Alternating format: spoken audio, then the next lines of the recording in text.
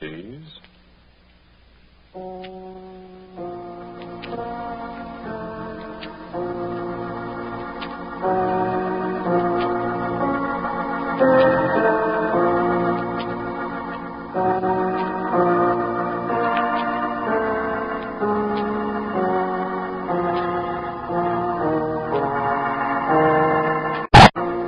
The Mutual Broadcasting System presents Quiet Please, which is written and directed by Willis Cooper and which features Ernest Chappell.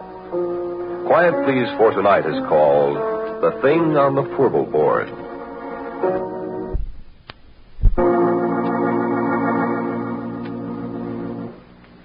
Me, I'm a roughneck. Well, I was a roughneck, 20 years ago. A little too old, too slow now. Besides, I got $1 now. I don't have to be a roughneck, you see. Married, got a nice home. Have to meet my wife. Hey, Mike. Her name's Maxine, but she likes to be called Mike. Mike! I guess she's busy out in the kitchen someplace. Besides, she doesn't hear very well. Shame, too. She's so pretty and everything. Well, you'll meet her. Sit down. I was saying I was a roughneck. Well, no, that doesn't mean exactly what you think it means. A roughneck is an oil field worker, specifically a guy in a drilling crew. Call them roughnecks like you call a section hand on the railroad a gandy dancer or a garage hand a grease monkey. Same time you work around a drilling crew for a while, you're going to be a roughneck in every sense of the word, boy. A derrick floor or a Fourble board's no place for a guy with a bow tie. Because when you have to fool around with drilling holes that go farther down the ground than it is from the top of Pike's Peak down to sea level... sure they do. The time I was a roughneck, we got this one well down to 7,313 feet. That was a record. But last May, Pure Oil brought one in out in the Natrona Valley in Wyoming at 14,309 feet. That, friend, is almost 3 miles. Quite a hole, that, huh? Sure, I don't think there's an oil man in the world that don't wonder one time or another what's down there, besides rock and oil and gas. Oil that's made out of trees that died 20 million years ago. Oil that's made out of dinosaur bones. Oil that's maybe made out of the flesh and blood of men, maybe, that beat each other to death with a stone axe, ate saber-toothed tiger for lunch. You get to wondering. You look at the cores that come up from way down there, and sometimes the little shells, trilobites mostly, that was alive when Manhattan Island, where New York is, was under half a mile of ice. We found something once, me and Billy Grunwald, and something found us. I'll tell you about it. We were down to around 5,400 feet. We'd set casing. We began to get water, so we had to stop drilling and cement off.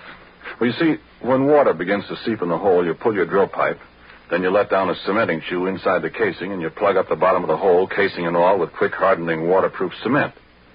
Then when it's hard, you drill through the cement and go on down, and the cement outside the casing at the bottom keeps the water out. Well, we had the drill pipe all pulled and racked. The cement was setting, see, so we was shut down, waiting for it to harden. We'd been coring just before. Well, you see, a core drill is hollow, and as the bit digs down, it stuffs the drillings up inside it, so when you pull it out, you got a sample of the kind of stuff you're going through. And a geologist can tell a lot from that.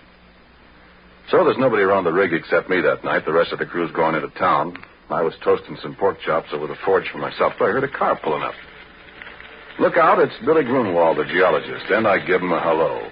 Hi, Billy, come and have a pork chop. Hi, Porky. Where's everybody? Yeah, all went to town. I'm the whole crew. I had 3 blowouts between here and Oxnard. Yeah, I wondered where you was. Ted said you'd been here about 3. Yeah, I would have been, except for my tough luck. Oh, I'm dead. Yeah, hungry? Starved. Yeah, I got 7 pork chops. And bread. And some coffee, kind of. Swell. Yeah, I got a bottle in the car. We're going to have a banquet. Hey, where's that core? That's what I came up here to look at. Yeah, back there on the bench. Look at it after supper. Hey. What? Didn't you say you were all alone here? Uh-huh. I thought I heard somebody talking. Yeah. I don't see anybody. Keep an eye on that pork chop. You won't have any supper. Yeah, I'm watching it. Yeah, let me put the coffee on. Like so. When did you finish cementing? This morning. Last tower only made about 10 feet of hole, so Ted shut down before we get flooded out of house and home. Funny about that water. How? Oughtn't to be any at that level, according to my figuring. Well, there is. Is it salt? Sure, right out of the bottom of the ocean. That's funny. Well, maybe I'll be able to tell something from the core. Yeah, I hope so. Well, last core I looked at, I'd have sworn we were getting into shale. Ain't seen none yet from the cuttings. That's funny. Here, your pork chop's done. Yeah, take some bread. Yeah, thanks. Oh, man. Good, huh? Yeah, put on another. I had 2 already before you come. Yeah, much obliged. Yeah, you never can tell what's down there. You get it all mapped and plotted out, all the straighter. And all you know is what comes out of the hole. Yeah, I'd like to go down there sometime if I was little enough. Never get you down a hole. Yeah, you'd fit. You're skinny. I'll stay up here and look at the cores, Bud. Where is that one? Behind you. Over there. Oh. Well, I'll have a look at it. Well, why don't you wait till you finish your supper? I'm just going to look at it. Put on another pork chop for me. Okay. Well, I wish those screech owls would... What's the matter? Hey, wait a minute, Porky. Well, what... Listen. What's eating you? You know, I'd have sworn there's somebody up there in that Fourble board. Ah, you're crazy. There's nobody up there. You're going to get those stands of drill pipe. Ah, they're just rack crooked. One of them slipped. Come on back and eat your pork chop. Yeah. Yeah, I guess so. Only What you so jittery about, Billy? Come on, eat your sandwich. Here. Yeah, well, thanks, Porky. I don't know. I'm just naturally that way, I guess. I'm always scared of the dark. Doggone it, I hate to be a baby, but I can't help it. Scared of the dark? Honest? Stupid, ain't it? Oh, I don't know. Everybody's scared of something. Me? Spiders scare the tar out of me. Black widows. Oh. I know how you feel, Billy. There another light over here? Yeah. Here. Yeah. Oh, that's better. Hey, listen, Porky. Go out to the car and look in the left-hand door pocket and bring back that bottle, will you? That's what I need. Okay, kid. Okay. So I picked up a flashlight. I turned around and went outside. I found the car. Then I got the bottle. And the floor of the derrick was all lit up, and when I saw a beam of light suddenly flash up toward the Fourble board, I laughed. Billy Grunwald and his ideas. Sure, I looked up. There wasn't a darn thing up there, except the drill pipe racked against the fingerboard. Oh, this Fourble board. Well, you've seen oil derricks or pictures of them. You know that little platform that runs around the outside of the derrick about halfway up? Well, that's the Fourble board. Well, you see, drill pipe comes in lengths, and you handle them with several lengths screwed together so as to save time getting them in and out of the hole. 2 lengths is a double, 3 is a thribble, 4 is a Fourble.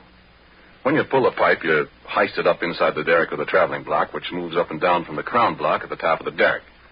Then when a Fourble of pipe is pulled out, it's held in the rotary table. You break the joint with tongs, like a great big Stilton wrench, you see.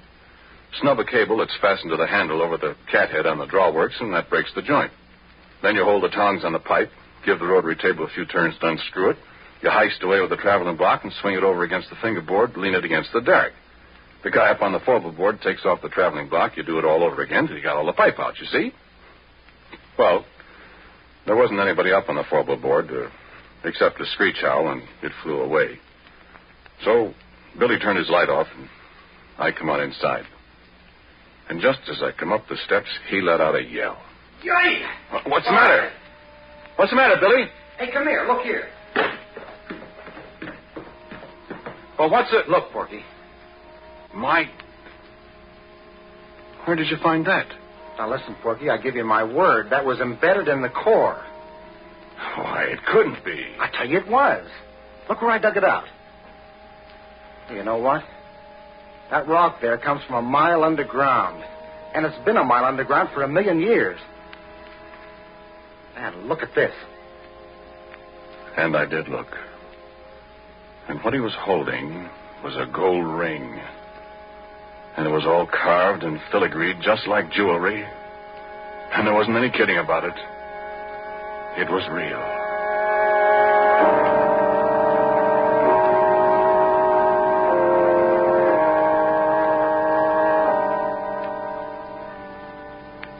No, wait a minute. Hang on, I ain't done. I poked at the core of rock that looked like a kind of petrified salami or something. And then it was my turn to pretty near jump out of my pants. Because right alongside the place where Billy dug out the ring, there was a mud-covered but very unmistakable finger.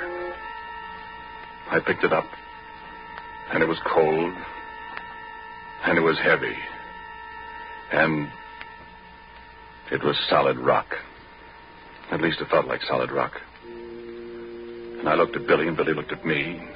He started to rub the mud off this here stone finger. And as he rubbed it, it begun to disappear.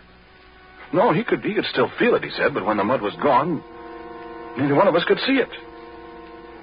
And he dropped it to the derrick floor. It went clunk, and we couldn't find it any place.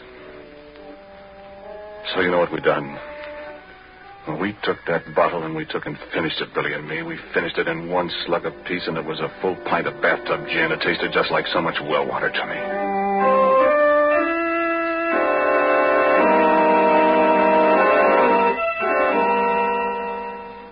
And then we sat down on the derrick floor and we looked at each other. We didn't say a word. My eyes got heavier and heavier. The last thing I remember was I heard some kind of noise that seemed to be coming up from down on a Fourble board 80 feet above us. I shut my eyes a minute. I guess I went to sleep.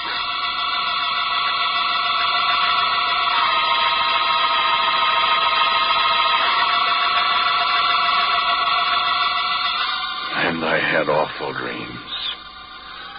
Black widow spiders crawling all over me with gold rings on their legs. Things I could hear but I couldn't see up on the Fourble board.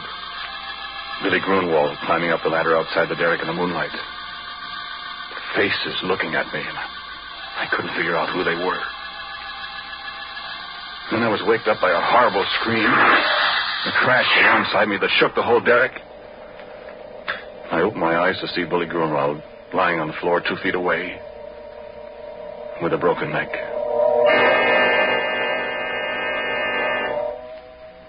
With a broken neck and his left hand, well, he put the gold ring on the little finger of his left hand, and the way his arms were spread out, his left little finger and the ring were gone. Well, friend, I got out of there. I run down to where Billy had left his car, and I got in. I stepped on the starter. I couldn't get it to go, and then I remembered after I pretty near run down the battery that Billy had taken the key. I wasn't going up there and go through a dead man's clothes to get it. So I sat there in the car and shivered all by myself till daylight.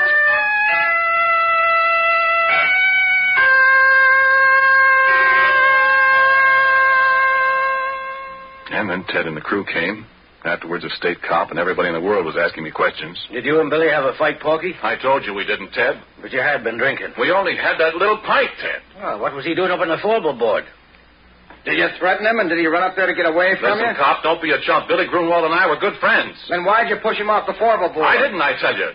I wasn't up there. Oh, what did he go up there for? I don't know. I was asleep. How do you know he was up there? I didn't say he was. You said so. Besides, how would he break his neck if he didn't fall from way up there? Well, look, officer, I think it was just another accident. I mean, we haven't got anything on Porky, and personally, I don't believe he did it. Well, it's mighty mysterious. So it is. But we got work to do.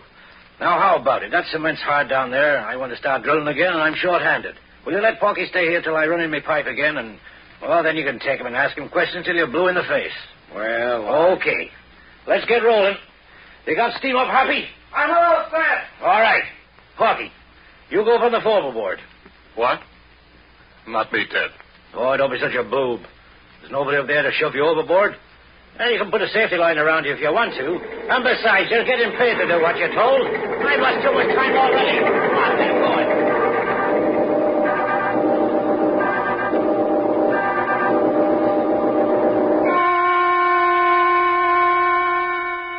Okay, I go up on the Fourble board.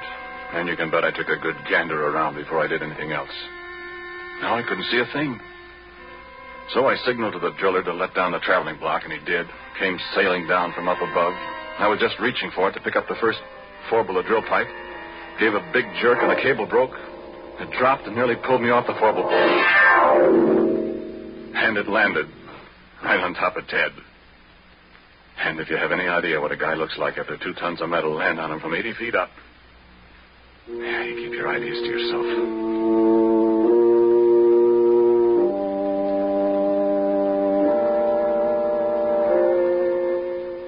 Well, that was enough. 2 accidents in a row. The whole crew quit. They wasn't going to wait for a third. And it was Ted's money that was paying off. There wasn't any more, and as far as I know, the abandoned derrick is still there. And that was 20 years ago. Oh, I forgot to tell you something. That traveling block was right in front of my face when it broke loose. It was hanging by steel cable, 3/4-inch steel cable. And I saw that cable break right before my eyes. It looked just like a piece of string when you snap it between your fingers. I could almost see the fingers. And you know what? There was something up there on the Fourble board with me.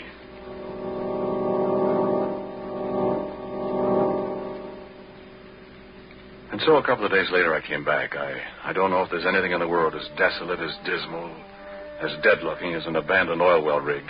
There it stands like a skeleton off on a deserted side road in the bare yellow hills surrounding it, and it's the deadest thing you ever saw.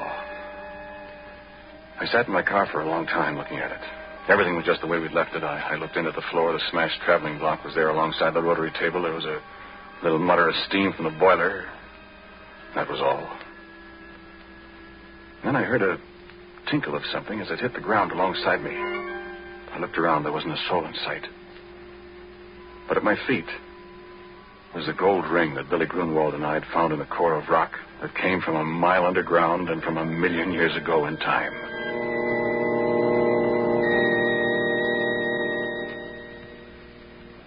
And I heard a little sound. The sound of a kid crying. And there wasn't any kid up there. And I heard it again, and it came from above my head, and I took out my revolver. I loaded it carefully. I started up the ladder to the Fourble board.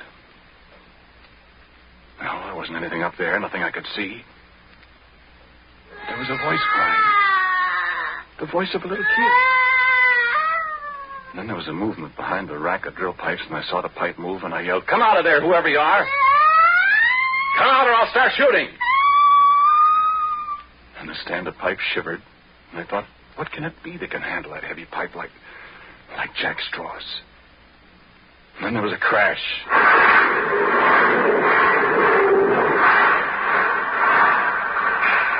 The whole stand of pipe fell over, and I just got out of the way in time.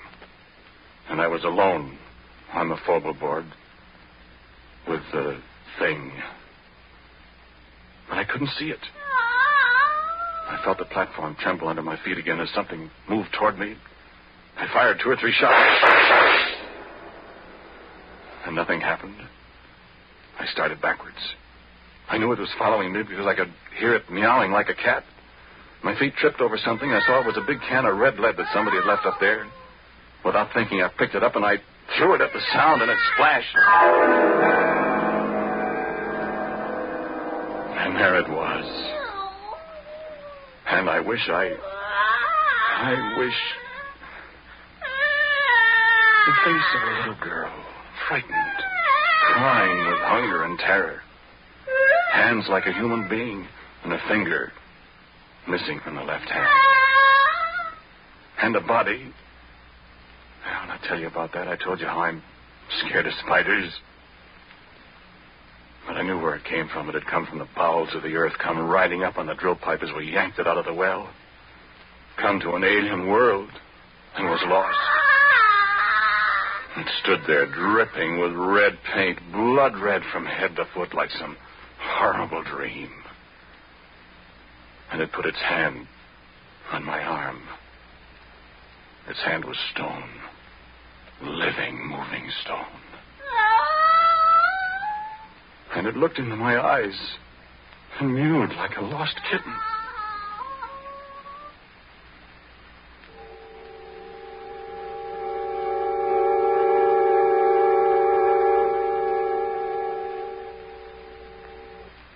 "20 years ago, I discovered many things about it, what it used for food, that it was deaf, that it was invisible and couldn't see people when it was invisible, that if you sprayed it with mud or paint or grease paint, makeup, then it could see people. And believe me, I didn't want to see its body. I can see that in my nightmares. But its face, I can't help wanting to see that pathetic little girl face.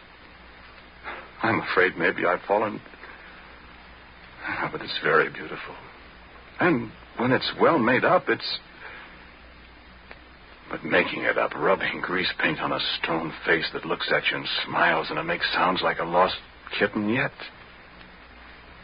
I can disguise the body in long dresses. She can't hear very well, and when she's hungry, I have to stay out of her way. I found out what she likes to eat, remember? No, sit still. Sit still, do. Sit still or I'll have to shoot you. I want you to meet my wife. Or rather, my wife wants to meet you. Mike.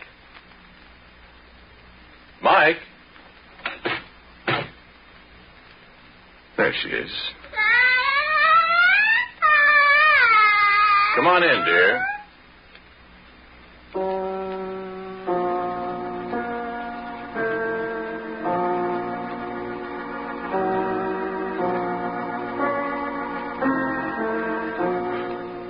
The title of tonight's Quiet Please story is The Thing on the Fourble Board. It was written and directed by Willis Cooper and featured Ernest Chappell. And Dan Sutter played Billy Grunwald. Pat O'Malley was Ted. And Cecil Roy was also a member of the cast. As usual, music for Quiet Please is played by Albert Berman. Sound by our good friend Albert April. Now, for a word about next week, here is our writer-director, Willis Cooper. Well, I'm reasonably sure that all the characters in tonight's stories were completely fictional. At least I, for one, hope so. Next week, the story is called Presto Changeo, I'm sure.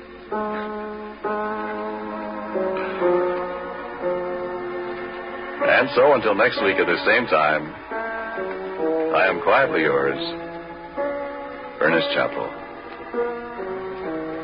This program was heard in Canada through the facilities of the Canadian Broadcasting Corporation. This is the Mutual Broadcasting System.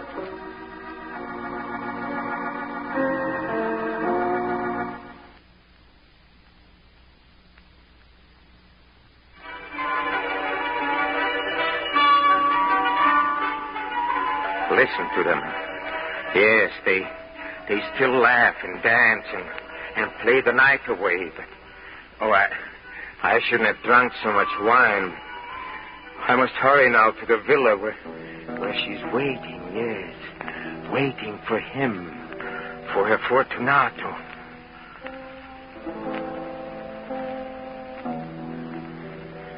Oh, you at last. Oh, you're like a beautiful painting. Soft in candlelight. But your lips, they're cold. And your face, what has happened to your face? And your eyes, your white staring eyes, and the light that grows in them. No, you don't wait for me, you wait for him. Yes, sir. I should have known, but I did not want to know. I could not believe that you would fall for that too pretty face, for that pretty voice, those pretty things setting so pretty away. Oh, but now I know you. You wait, Wallen, and wait for your Fortunato. You know? No, You couldn't know, no. You only feel, yes. And while there is fear, there's life, huh? Just a little life, but it burns. It burns like a candle. The little wind of fear blows softly, and it whispers, he will not come. And then the candle flame flickers and almost goes out. But then a soft wind of hope whispers, he will come. He will. And the little flame struggles upward like. Yes, but he will not come. He will not come. Ever. Huh? Have I seen him? Have I seen your lover, Fortunato? Oh, of course I've seen him in the street, and I knew it was he because I heard the jingle of the little bells on his cap, and I knew him despite his festive costume, and beneath the mask I could read his foolish, pretty smile, and I took him and went down to the dark pathing and excited at what I promised at the end. There, I said, there you shall taste my greatest treasure, my finest wine, a cask of ancient Amontillado.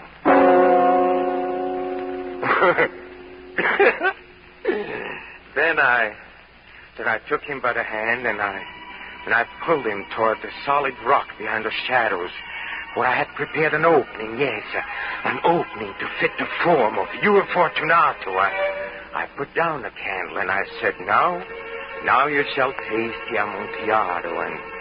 And he turned, and I was upon him as he turned, and I shoved him, and he fell forward into the opening that was waiting for him, and then I slammed the stone into place. Soon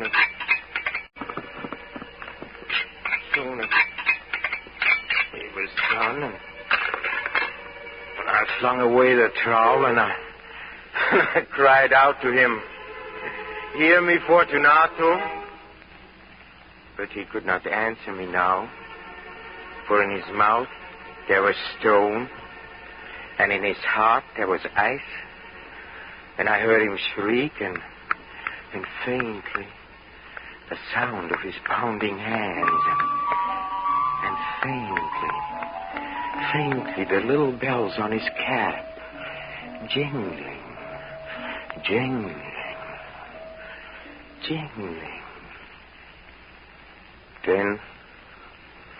Then there was nothing, and I left the place where Fortunato is waiting. Yes, he waits. And you wait. And you shall wait forever. I have condemned you, and I've counted my words as they slowly killed you, as I looked into your eyes and watched the little flame slowly die. Now go down to him. Sit with him. Play for him. Sing for him. And cry to him. Whisper to him. And listen. Listen, and perhaps you'll hear him breathe. And perhaps you'll hear the soft tinkling of his cap. Yes, the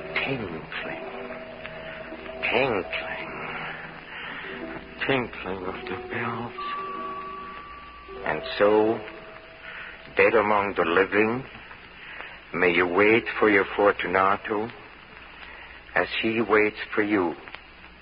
And me, I'm condemned too, condemned forever by my own love.